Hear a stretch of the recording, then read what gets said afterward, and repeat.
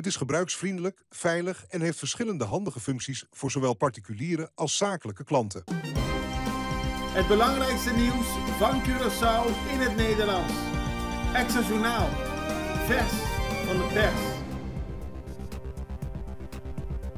Welkom bij Extra Journaal. Fijn dat u weer kijkt. We hebben het belangrijkste nieuws voor u op een rij gezet.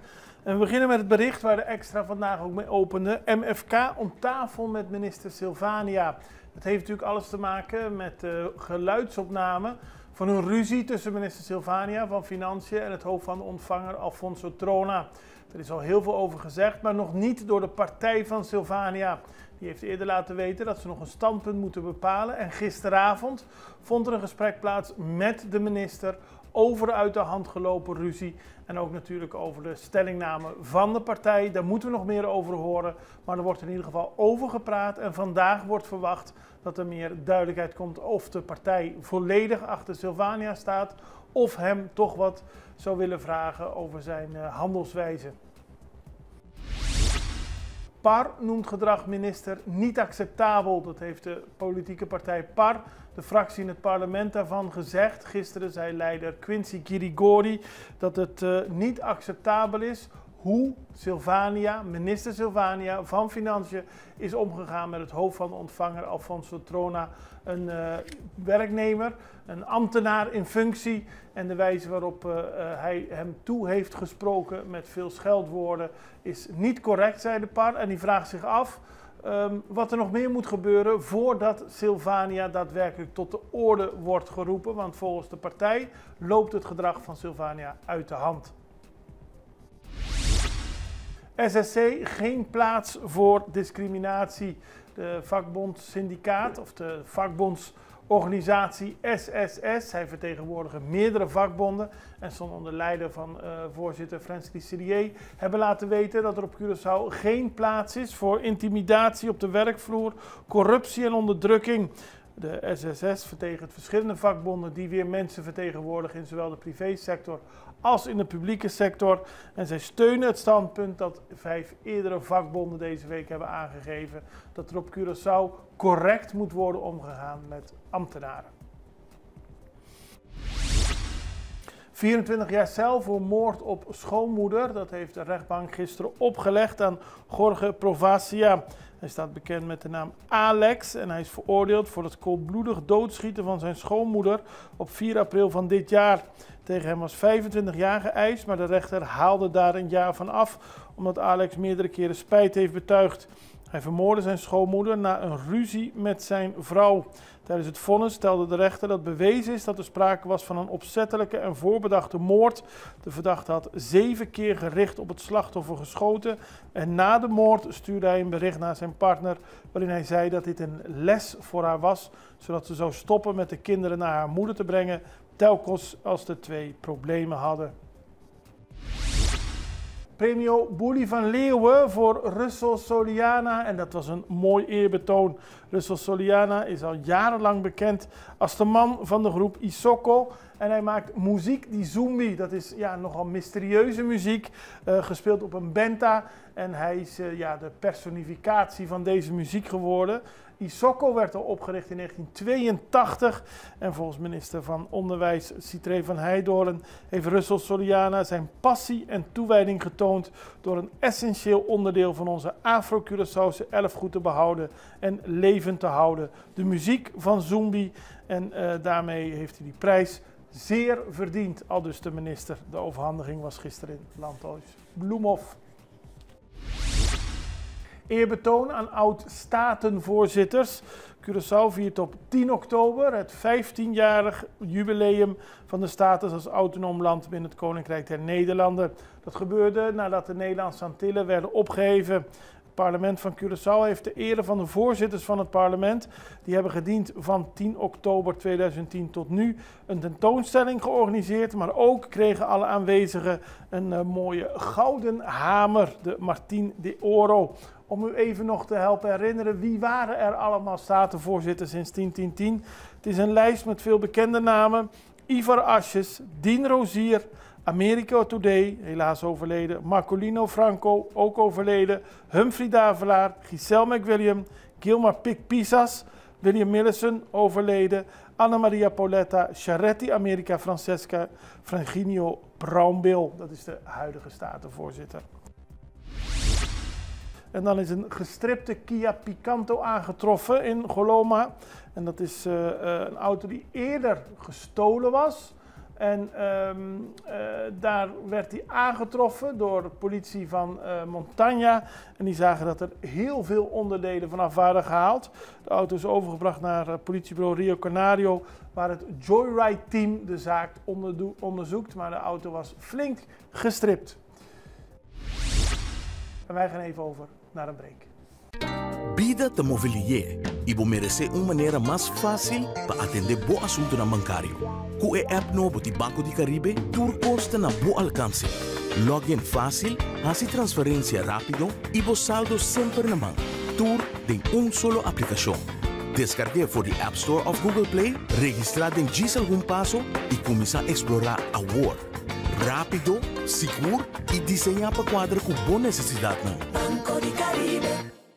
Extra in Nederland. Van Amsterdam tot Arnhem, van Groningen tot Maastricht, Extra is erbij. Volg Extra Digitaal en blijf op de hoogte van de belangrijkste ontwikkelingen in Nederland. Extra Digitaal is te zien op verschillende platforms en kanalen zoals WhatsApp, YouTube, Facebook, Instagram en ook TikTok.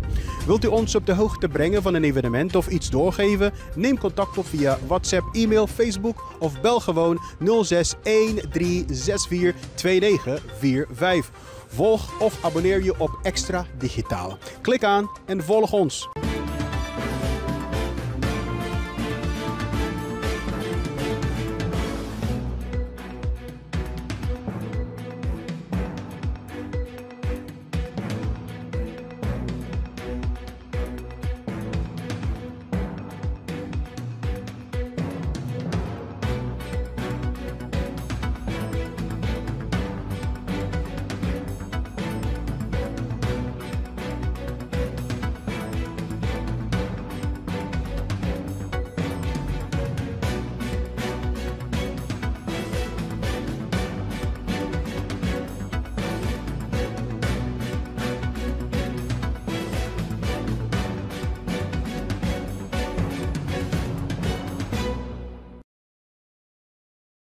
We beginnen op Aruba, want daar zijn 2 agenten gedagvaard. Het gaat om het strafrechtelijk onderzoek naar de schietpartij die plaatsvond op 9 februari van dit jaar. Daarbij kwam de 19-jarige Aiden Lanoy om het leven. En er is veel commotie ontstaan omdat er 20 keer geschoten zou zijn. De OM heeft de dagvaardingen deze week gestuurd aan 2 verdachten en hun verdediging. Het gaat om 2 agenten die betrokken waren bij de schietpartij. De zaak zal op vrijdag 7 november worden voorgelegd aan het gerecht in eerste aanleg. Eerbetoon voor Freddy Berends, dat was gisteren bij het Rifford. Er is een plaquette onthuld in nagedachtenis aan Freddy Berends. Het is gedaan door diens familie in samenwerking met Stichting Monumentenzorg Curaçao. Freddy Berends speelde een belangrijke rol bij de transformatie van het Rifford in Otrabanda. Toen hij in 1978 begon met Bistro Le Clochard, was het Rifford verlaten, vies en vervallen. Maar dankzij hem is het nu de toeristische trekpleister, het mooie centrum wat het geworden is. En om hem te bedanken is daarvoor een speciaal eerbetoon aan de muur onthuld. Curaçao en Jamaica zijn aan elkaar gewaagd. Dat heeft de Extra onderzocht in de afgelopen wedstrijden. Want morgen 10-10-10 is een 10-10 2025, zo moet ik het zeggen. Is een hele belangrijke wedstrijd. Als Curaçao wint van Jamaica, dan is de kwalificatie voor het WK binnen handbereik, zou je kunnen stellen. Het is een belangrijke wedstrijd, maar er moet natuurlijk eerst nog gespeeld worden. Als je kijkt naar de afgelopen wedstrijden, in 2019 was de laatste keer dat de 2 landen tegenover elkaar stonden. Toen scoorde Julian Gari in de laatste minuten een doelpunt waardoor het gelijkspel werd en Curaçao voor het eerst in haar geschiedenis doordrong tot de kwartfinale van de Gold Cup. 2017 werd 2 keer gespeeld, 1 keer gewonnen, 1 keer verloren. Dus ja, het is precies gelijk, 1,5 zou je kunnen zeggen. En van morgenavond is het dus een belangrijke wedstrijd, maar de spelers zijn er klaar voor. Er werd gisteren nog voor het laatst in het openbaar getraind met publiek. Vanavond voor de laatste keer zal het een besloten training zijn en dan vrijdag is de grote wedstrijd. En als u wil weten hoe zich dat ontwikkelt, moet u natuurlijk naar de digitale site van Extra gaan. Er zijn geen kranten op vrijdag 10/10/10, zeg ik het weer verkeerd. Er zijn geen kranten op vrijdag en zaterdag. Het heeft te maken met deze feestdag. En u zult het dus even moeten doen met het digitale nieuws op de website. Maar dat is hartstikke interessant. Kijk ernaar en het is de komende dagen ook helemaal gratis. Normaal moet je daarvoor betalen, maar de komende dagen, ook omdat er geen kranten zijn, ga naar www.extra.cw, ga naar de Facebookpagina en dan hoort u alles en ziet u alles wat er gebeurt op Curaçao. Maandag is er gewoon weer een krant. Internationaal nieuws. Venezuela kondigt militaire inzet aan op de belangrijkste luchthaven en 2 Caribische regio's. Venezuela heeft woensdag zijn strijdkrachten ingezet in 2 kustregio's in het noorden van het land. Daar bevindt zich ook de belangrijkste luchthaven. Deze maatregel komt als reactie op de Amerikaanse militaire oefeningen in internationale Caribische wateren.